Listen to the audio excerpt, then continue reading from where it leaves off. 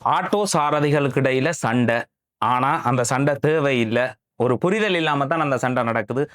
இந்த சண்டை தீர்க்கப்படையக்குள்ள இத எல்லாருமே புரிஞ்சு கொள்ளக்குள்ள மக்களும் பயனடையலாம், ஆட்டோ சாரதியினரும் பயனடையலாம். இந்த பதிவு இந்த மாற்றம் நிகழணும் என்று சொல்லி இந்த வீடியோவை நீங்க முழுமையா பாருங்க. இந்த மாற்றம் நிகழணும் என்று நீங்க விருப்பப்படுறீங்க அப்படின்னு சொன்னா, அதுக்கு பிறகு இத பகிர்ந்து விடுங்க. நான் சொல்ல வந்த விஷயத்த விளக்கமா சொல்லலாம் அப்படின்னு சொல்லி நினைக்கிறேன்.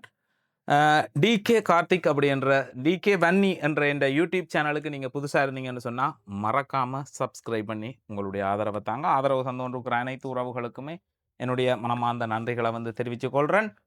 எல்லாருக்குமே ஒரு அழகான வணக்கத்தை வந்து தெரிவிக்கிறேன். விஷயம் என்ன அப்படின்னு சொல்லி பார்த்தீங்கன்னு சொன்னால், ஆட்டோ சாரதிகளுக்கு இடையில முரண்பாடு நடக்குது.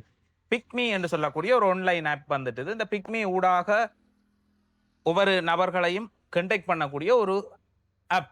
இந்த ஆப்பை ஃபோனில் வந்து வச்சுக்கொண்டு ஃபோனில் ஒருத்தர் தான் ஒரு இடத்துக்கு போகணுமெண்டா டக்குன்னு இன்ன இடத்துல நிற்கிறேன், இன்ன இடத்துக்கு போகணுமெண்டா அதை இன்னும் ஒரு ஆட்டோவில் இருக்கிறவர் டக்குன்னு இப்படி பார்த்து போட்டு அவருக்கு ஒரு அழைப்பு போகும். அது எப்படி செயல்படுதுன்றதை நாங்கள் முழுமையாக வந்து பார்ப்போம். அதுக்கு முதல் இப்படி இந்த பிக்மியில் ஆட்டோ ஹயர் எடுக்கிறவர்களுக்கும் பார்க்கன்னு சொல்லுவோம். Auto park. இப்போ நான் ஒரு ஆட்டோ எடுத்துட்டேன், ஓடணுமென்று நினைக்கிறேன். இங்கே ஒரு பார்க் இருக்குன்னு சொன்னால் ஆட்டோ சங்கத்தில் போய் அதுக்கான அனுமதி பெற்று அந்த பார்க்கில் ஒரு அனுமதி எடுத்து பார்க்கில் ஆட்டோக்கள் வந்து வரிசையில் நிற்கும். ஒவ்வொரு ஹயரம் வரைக்குள்ள முதல் வர்ற ஓட்டத்தை நீங்கள் ஓடுங்க, அடுத்தது நீங்கன்னு சொல்லி அந்த சுற்றுல வர்ற ஹயர் எல்லாம் ஓடிக்கொண்டு இருப்பினோம். இது ஒரு வழக்கமாக நடக்கிற சம்பவம். ரைட். இதில் இப்போ மாற்றம் நிகழ்ந்து கொண்டு வர்ற ஒரு காலப்பகுதி. பார்க்கில் இருந்து ஆட்டோ ஓடுறதை விட அப்பில் இருந்து பார்த்து தேவைகளை வந்து பூர்த்தி செய்யலாம். அப்போ இதுக்கு எதிர்ப்பு தெரிவிக்கிறவர்கள் யார் அப்படின்னு சொல்லி பார்த்தா, இந்த பார்க்கில் இருந்து ஆட்டோ ஓடுற ஆக்கள் வந்து பிக்மியை பயன்படுத்தி ஆட்டோ ஓட்டத்தை வந்து எடுத்து அந்த ஆட்டோ ஓடுறவர்களுக்கு எதிராக வந்து செயல்படினோம். எங்களால் உழைக்க இல்லாமல் இருக்குது, எங்களோட தொழில் வந்து பாதிக்கப்படுது, நீங்கள் எப்படி ஓட வேணாம், இங்கே வந்து இந்த ஹயர் எடுக்க வேணாம் அப்படின்னு சொல்லி இந்த ஆன்லைன் ஊடாக ஆன்லைன் ஊடாக இந்த ஓட்டத்தை எடுக்கிறவர்களை எதிர்க்கினம் பார்க்கில் நிற்கிற நபர்கள். அப்போ அவர்களோடையும் நான் கதைச்சிருந்தேன். ஏன் இந்த பிக்மி என்று சொல்லக்கூடிய ஆப் வந்து இருந்த இடத்துல, இப்ப நான் இந்த இடத்துல இருக்கிறேன். இப்ப இந்த அலுவல் இந்த கடைக்கு வந்தனா அலுவல் முடிஞ்சது. நான் என்னுடைய வீட்டுக்கு வந்து போகணும்.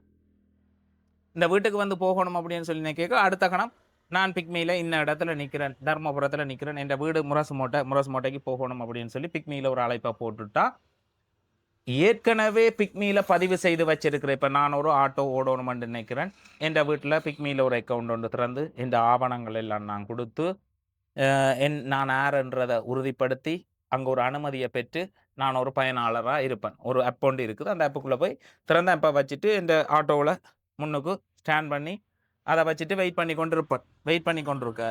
இப்போ இந்த இடத்துலேருந்து நான் போகணுமென்ற ஒரு ஆட்டோவுக்கு கால் பண்ணக்குள்ள சுற்றி பக்கத்தில் இப்போ ஒரு ஆட்டோ இந்த லைனில் பக்கத்தில் இந்த ஆட்டோ நிற்குதுன்னு சொல்லி பார்க்கும் அந்த ஆப் வந்து இந்த ஆட்டோ சாரதி இதில் நிற்கிறாருன்னு சொன்னால் அவருக்கு கூட ஒரு அழைப்பு விடும். இந்த இடத்துல ஒருத்தர் வெயிட் பண்ணுறார், இவரை நீங்கள் ஏற்றுறீங்களான்னு அவர் அக்செப்ட் பண்ணிட்டாருன்னு சொன்னால் அந்த ஆட்டோ எவ்வளோ தூரத்தில் நிற்கிது, அவரோட கதைக்க முடியும், அவர் வந்து கொண்டிருக்கிறது தெரியும். அதே மாதிரி நாங்கள் எந்த ஆட்டோவில் ஏறி போனோம், எங்களை யாரை ஏற்றி கொண்டு போனன்ற விவரமும் சட்ட ரீதியாக பார்க்கக்கூடிய வகையிலையும் வந்து இருக்கும். அங்கே ஏமாத்தையும் செய்யலாது.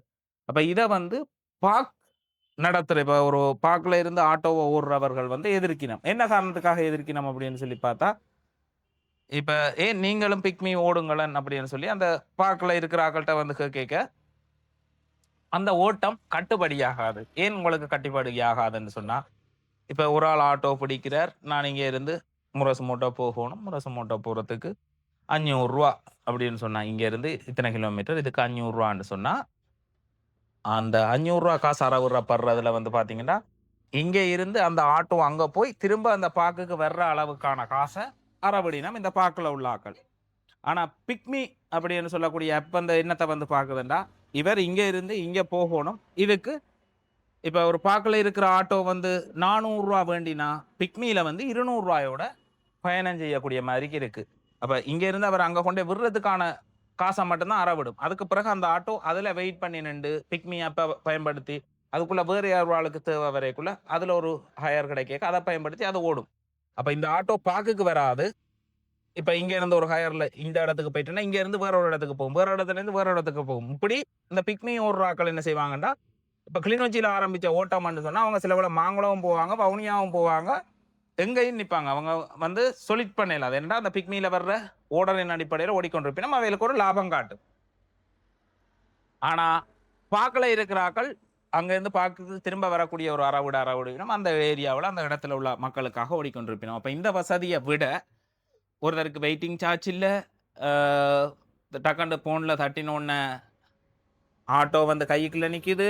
ஆட்டோவில் பயணம் செய்கிறவருக்கும் 400 ரூபா கொடுக்க வேண்டிய அவசியம் இல்லை, 200 ரூபா கொடுக்க வேண்டிய தேவை இருக்கிறதால, காசு செலவு வந்து குறைவாக இருக்கிறதால மக்கள் அனைவருமே இதை பயன்படுத்த வலிக்கிடுவினோம். இப்போ கூடுதலாக வந்து இளம் சமூகத்துக்கு இந்த பிக்மியை வந்து பற்றி தெரியுது.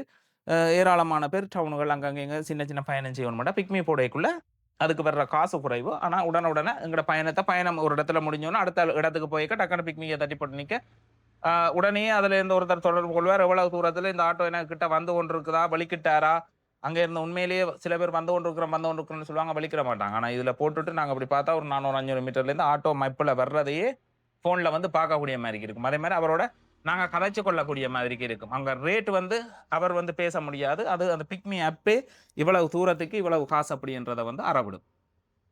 அப்ப இந்த வசதி சிறப்பான ஒரு வசதி.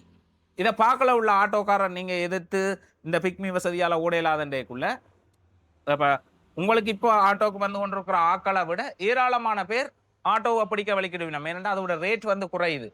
போறதுக்கு மட்டுமான பணம் அறவிடண்டேக்குள்ள எல்லாருமே அதை பயன்படுத்திவினோம். அப்ப ஏராளமான ஓட்டம் பெறப்போது. அதே மாதிரி நீங்களும் பிக்மியை வந்து பயன்படுத்துங்க. பாக்கில் இருக்கிற ஆக்கள் வந்து நீங்க பிக்மியை வந்து பயன்படுத்தி அந்த ஒரு சமூகத்துக்கு வரைக்க சுற்றி உள்ள எல்லாருக்கும் இப்பதான் அந்த பிக்மின்றது அறிமுகமாகுது. அப்ப இன்னும் ஒரு 1 வருஷம் 2 வருஷம் 3 வருஷத்துல எல்லாரும் பிக்மி யூஸ் பண்ற அளவுக்கு வந்துருவினம். அப்ப வந்தா ஹயர்ன்றது வந்து ஒருத்தன் அந்த ஓடி உழைக்கோணம், நான் தூங்க மாட்டேன் உழைப்பன் அப்படி என்று சொல்ற ஆக்களுக்கு வந்து இது ஒரு பெரிய வசதி. இலங்கை ஒரு டூரிஸ்ட் நாடு. அப்ப இரவு பகலா ஆட்டோ ஓடிக்கொண்டே இருக்கலாம். இந்த பிக்மி அப்ப வச்சுக்கொண்டு அதுலேயே தனக்கான ஓட்டம் வந்து வரும். அவரை ஓடிக்கொண்டே இருக்கலாம். எவ்வளவுக்கு உழைக்கிறதுக்கு ஒருத்தருக்கு ஆசை இருக்கோ அவ்வளவுக்கு ஒரு வாகனத்தை வச்சு அவர் உழைக்கலாம். ஹயர் இங்கே இல்லையே அங்கே இல்லையென்று ஒரு பார்க்கல நின்று வெயிட் பண்ண வேண்டிய தேவையில்லை. அதே மாதிரி அந்த அதை பயன்படுத்துகிற மக்களும் வந்து பிக்மியை ஏராளமான பேர் பிக்மி ஊஃபர் பிக்மி ஊஃபர்ன்றது இதெல்லாம் வந்து வெளிநாட்டில் இப்போ அறிமுகமாகி எல்லாரும் பயன்படுத்தி கொண்டிருக்கிறது. ஃபோன்லேயே இருந்த தங்களோட லொக்கேஷனை போட்டுட்டு அந்த இடத்துலையே வந்து வாகனம் ஏற்றி கொண்டு போகிறது. அந்த வசதி இப்போ இங்கே அறிமுகமாகக்குள்ள எதிர்க்கினம். அதை பற்றி விளக்கம் இல்லை.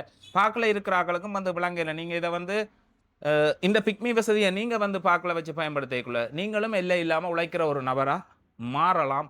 இரவு பகலாக ஓடலாம். அப்போ உங்களுக்கு இப்போ இருக்கிற பிரச்சனை இப்போ தர்மபுரத்தில் பெரிய அளவில் ஆக்களுக்கு வந்து இந்த பிக்மி பயன்பாடு வந்து தெரியாது. அதால் ஆட்டோ பார்க்க தேடி வரினம். காலப்போக்குள்ள அவை இந்த பிக்மி பயன்பாட்டை தெரிஞ்சு கொள்ளேக்குள்ள உங்களுக்கு இந்த பாக்குக்கு தேடி வர்ற ஹயர்ன்றது வந்து இருக்காது. அது இல்லாமல் போயிடும். அப்போ நீங்கள் எங்கே பார்க்க வேண்டி வரப்போகுதுன்னா இனி போனத்தான் உங்களுக்கான ஹயருக்கு வந்து பார்க்க வேண்டிய நிலைமை வந்து வரும். அப்போ காலத்துக்கு ஏற்ற ஆள் போல நாங்கள் எங்களோட தொழிலையும் அப்டேட் பண்ணி கொண்டு போகணும், அப்கிரேட் பண்ணணும்னு சொல்லுவோம். அதை இன்னும் அந்த கால தேவைகளுக்கு ஏற்ற மாதிரி என்னென்ன வசதி வருதோ.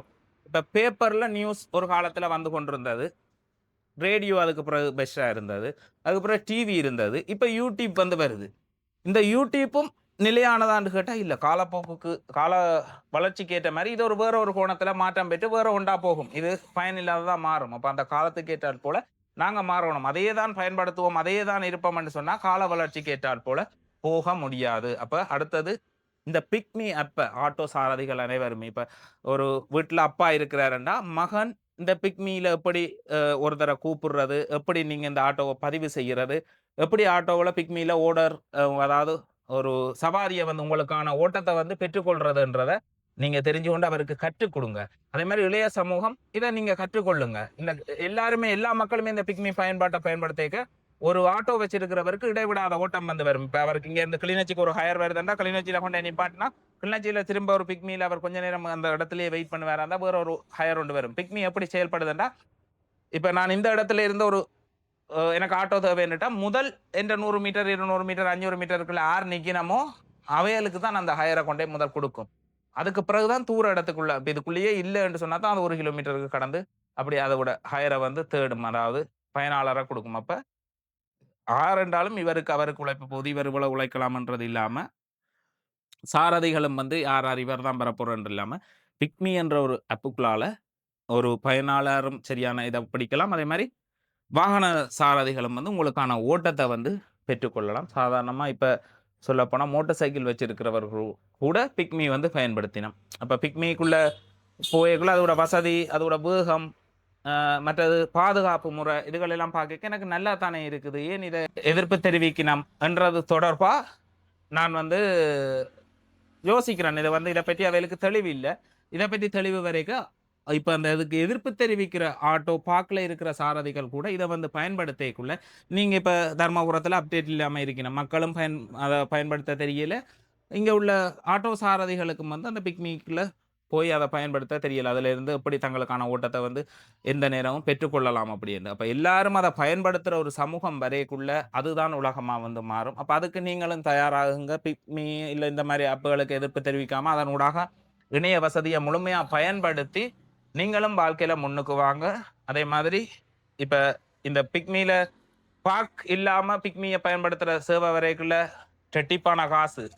400 போற பயணம் ரூ. 200 போகப்படுது.